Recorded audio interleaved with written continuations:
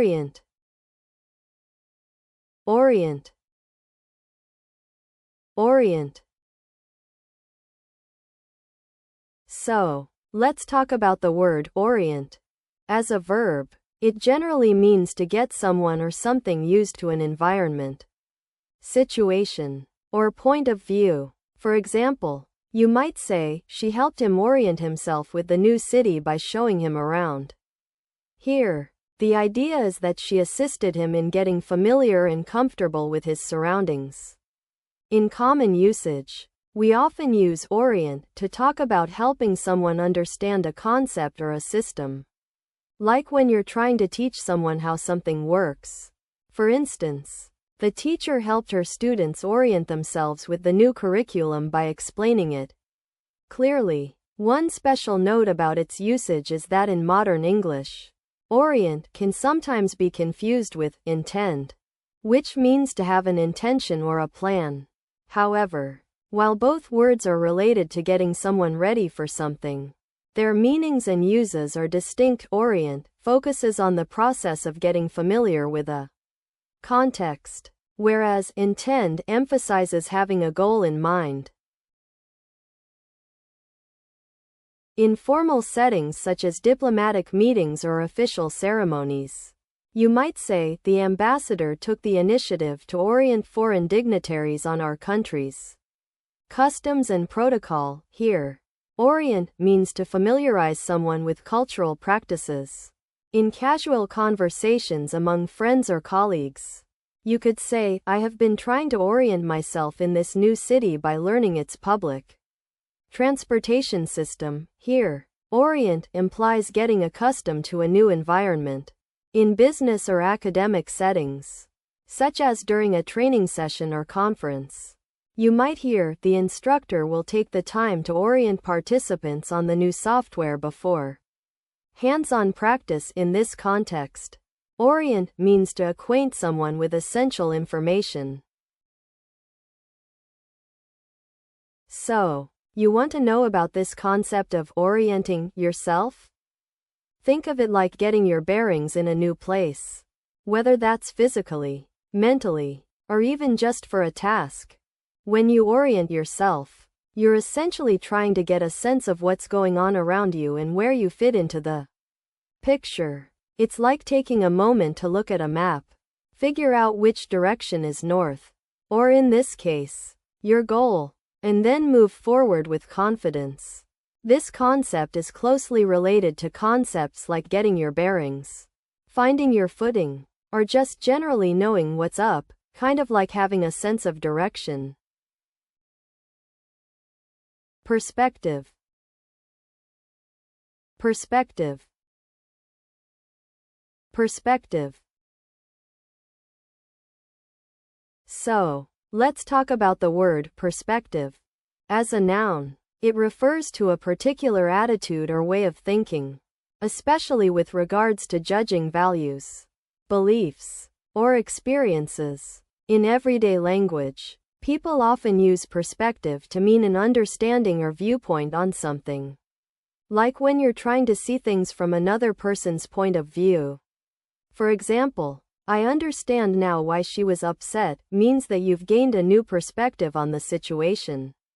What's interesting is that this word can also have connotations of being more objective or detached.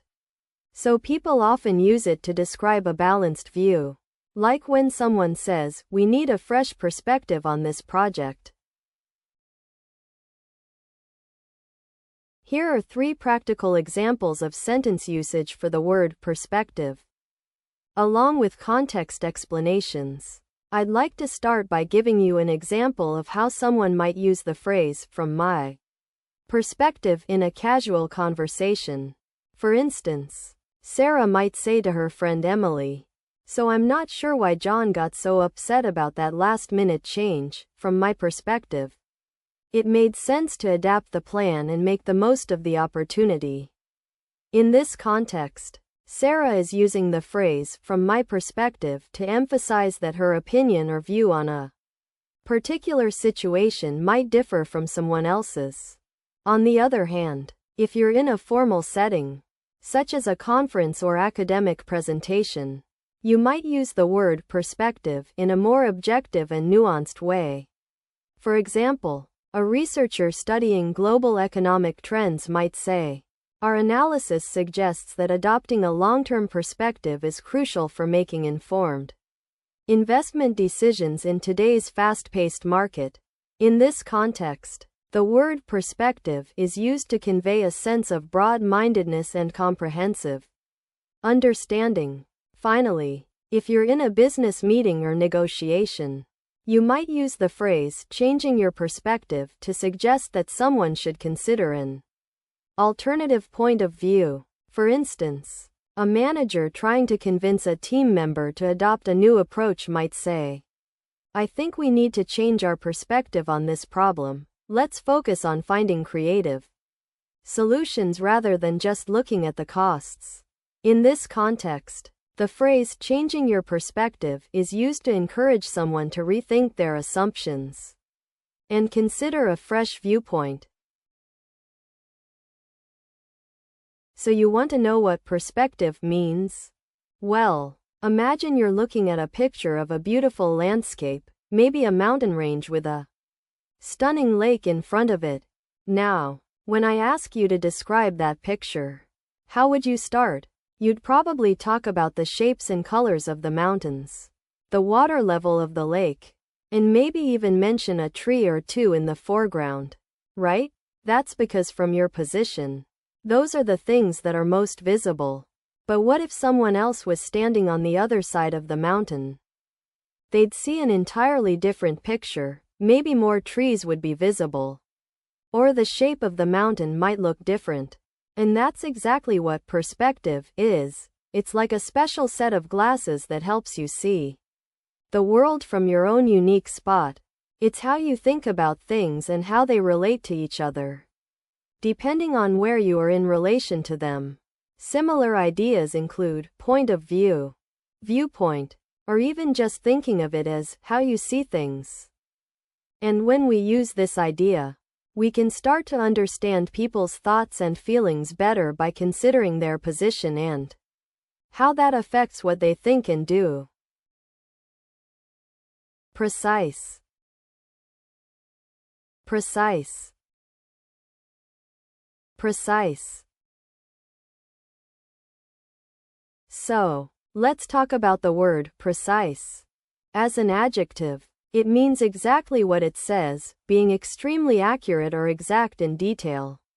In common usage, you'd use precise to describe something that is measured or calculated with great care and attention to minute details, such as a scientist's measurements or a map's coordinates.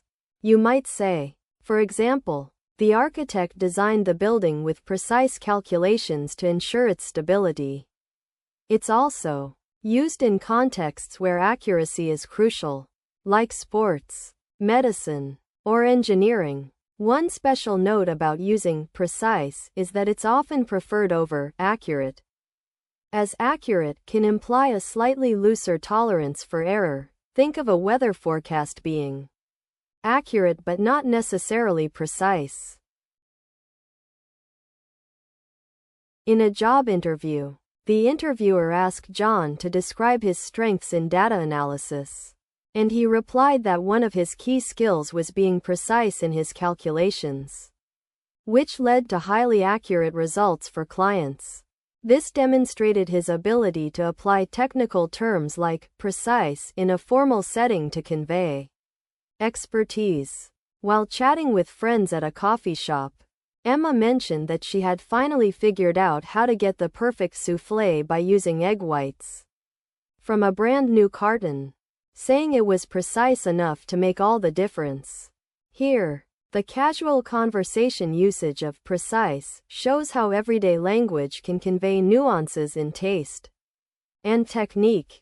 In an academic research paper on geography, Dr. Patel noted that satellite imaging had become precise enough to map even the smallest geological features, such as subtle changes in coastline erosion.